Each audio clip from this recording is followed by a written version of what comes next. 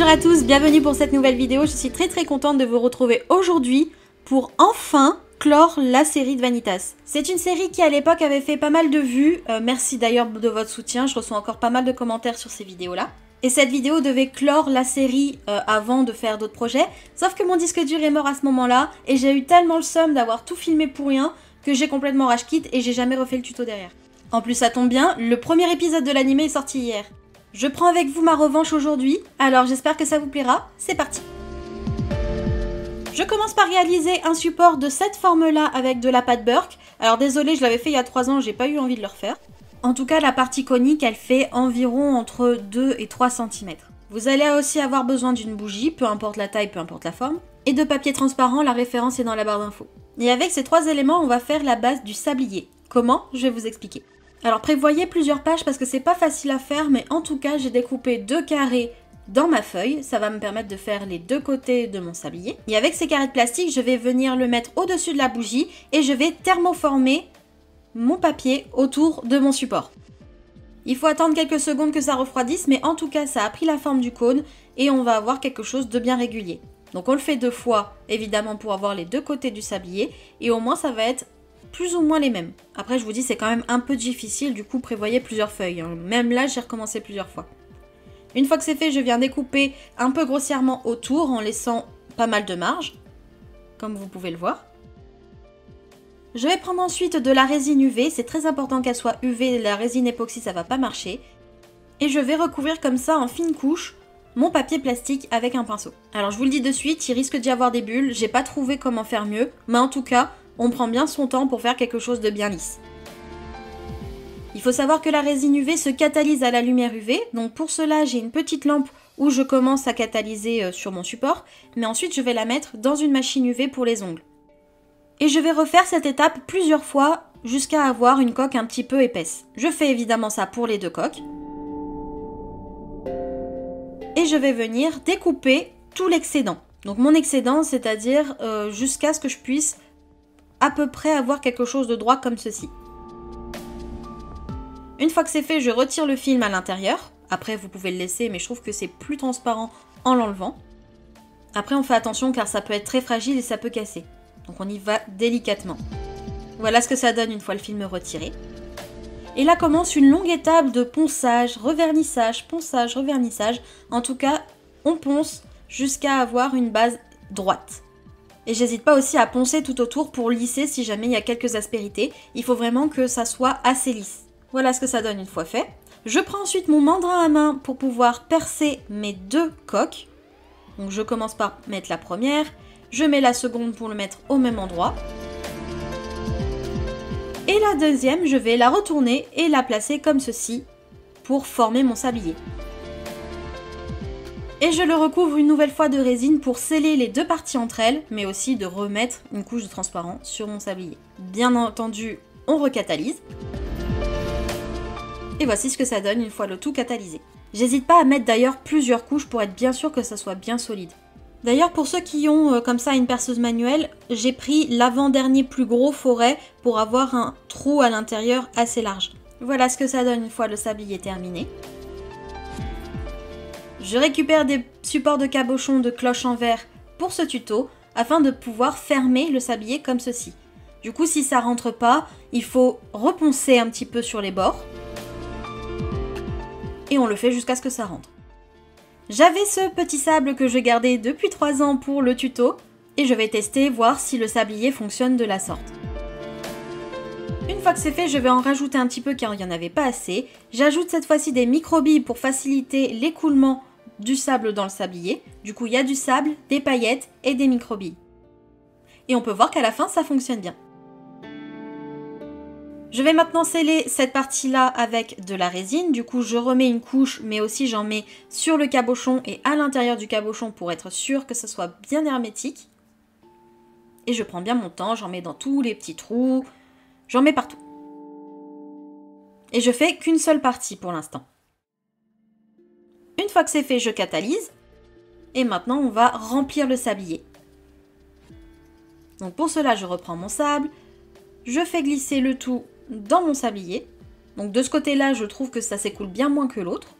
Et si ça s'écoule pas, n'hésitez pas à remettre un coup de mandrin pour élargir le trou. Si tout est bon, on va venir sceller le sablier, donc pour cela je mets le second cabochon et je remets une couche de résine juste sur cette partie du sablier pour le sceller.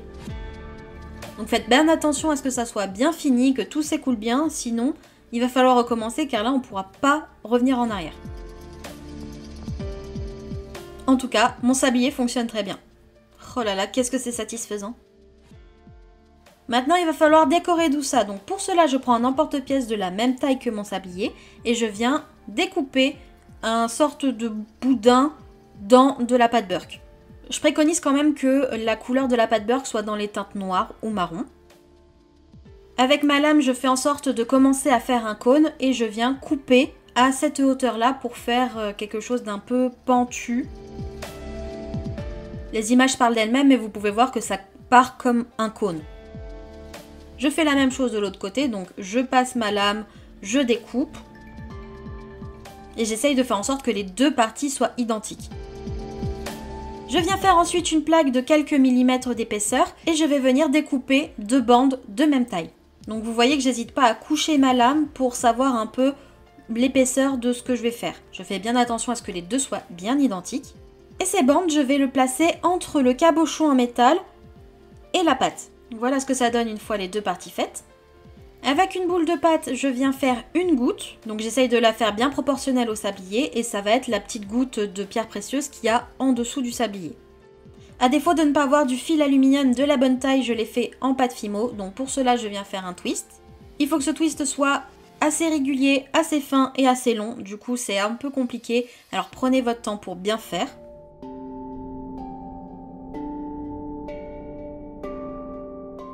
J'hésite pas à reprendre mon sablier pour avoir la bonne taille et je vais en faire 3 que je vais pré-cuire. Il faut quand même que ce soit assez dur car on va directement le poser sur le sablier et si c'est encore trop mou, ça va se déformer. Je vais ensuite les placer à chaque tiers du cercle que forme le haut du sablier. Donc pensez au signe pisse par exemple pour avoir un petit repère. Et à ces tiers, je viens placer une barre. Donc voilà ce que ça donne une fois les 3 posés. Je vais ensuite faire des petites boules que je vais placer en haut et en bas de chaque barre pour avoir quelque chose de plus propre. J'hésite pas aussi à reformer les barres si jamais elles se déforment. Et je vais le pré-cuire au heat gun.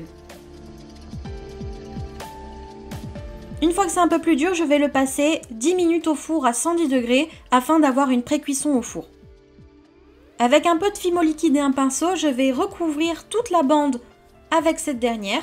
Et on va pouvoir comme ça coller des décorations. Donc pour cela, je fais des petits colombins de pâte que je viens placer comme ça à chaque extrémité de chaque interstice. Donc je mets une pointe vers la boule et l'autre côté, je vais le ramener vers l'intérieur à faire une petite vague. Donc je fais bien attention à ce que ça soit bien scellé. Et vous êtes obligé de mettre de la Fimo liquide, sinon ça ne va pas adhérer. Je fais la même chose de l'autre côté. Et cette fois-ci, bien sûr, la vague va être dans l'autre sens. Donc là, c'est une étape très minutieuse, donc on prend bien son temps. Et au milieu, je viens mettre une petite boule que je viens écraser en son centre avec un dotting tool. Une fois que c'est fait, je viens prendre des micro-perles et je vais venir en placer tout autour pour un peu remplir cette partie-là. Donc je vais en mettre 3 en dessous, entre la boule et la vague, et je vais en mettre 2 qui remontent sur les côtés. Donc c'est très minutieux, on prend bien son temps, et ça je vais le faire pour toutes les parties, en haut comme en bas. Donc voilà ce que ça donne une fois terminé, et je n'hésite pas à pré-cuire avant de faire l'autre côté. Donc il faut bien avoir un heat gun pour le faire au four c'est un peu plus compliqué, mais en tout cas voilà ce que ça donne une fois les deux parties faites. Une fois que c'est fait, je reprends ma Fimo liquide et je viens en placer juste au-dessus du travail qu'on vient de faire. Et je vais placer des petites perles tout autour comme ça du chapeau. C'est vraiment un travail de précision, donc on le fait avec un cure-dent, une aiguille, pourquoi pas. On peut même le faire au pinceau, mais il faut faire attention qu'il y ait bien des micro-perles qui se suivent comme ça tout autour. Et encore une fois, je pré-cuis et je fais l'autre côté. Et je pré-cuis encore une fois. Vous inquiétez pas, la Fimo ça se pré-cuit autant qu'on veut. Ça peut même se recuire plusieurs fois. D'ailleurs, en parlant de cuisson, ça va passer au four définitivement 30 minutes à 110 degrés. On n'oublie pas la goutte qu'on a fait juste avant, hein. D'ailleurs, en parlant de goutte, on va venir la mouler. Donc pour cela, je prends des restes d'Oyumaru, de l'Oyumaru neuve, c'est comme vous voulez. Là, c'était un prototype du support noir que vous avez vu en début de vidéo, qui n'a pas fonctionné. Mais en tout cas, je le fais fondre, je le mets autour de ma goutte, pointe vers le haut. Je le modèle bien pour que ça recouvre bien tout. D'ailleurs, j'hésite pas à faire remonter comme ça l'Oyumaru pour que ça soit un peu plus haut que le modèle. Et une fois que je suis bien sûre que ça soit bien moulé, je le laisse refroidir. Quand c'est bien refroidi, je prends mon scalpel et je viens faire une encoche sur les côtés. Comme ça, je vais pouvoir retirer ma goutte et on a son moule.